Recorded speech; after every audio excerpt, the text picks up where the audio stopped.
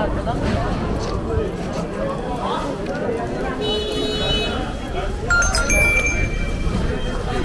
Edirne'nin Çavuşbey mahallesinde bulunan bir kahvehanede ŞT ile MK isimli şahıslar arasında tartışma yaşandı. Tartışmanın büyümesi üzerine ŞT, evden aldığı tüfekle MK'yi vurdu. Ağır yaralanan MK, çevredeki vatandaşlar tarafından arabayla hastaneye kaldırıldı.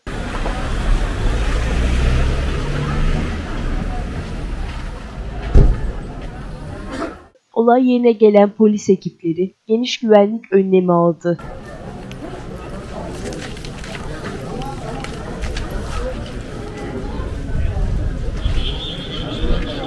Şeyteyloğlu, polis ekipleri tarafından gözaltına alındı. Yaralı MK'nin sağlık durumunun ise ciddiyetini koruduğu öğrenildi. Polis ekipleri olayla ilgili inceleme başlattı.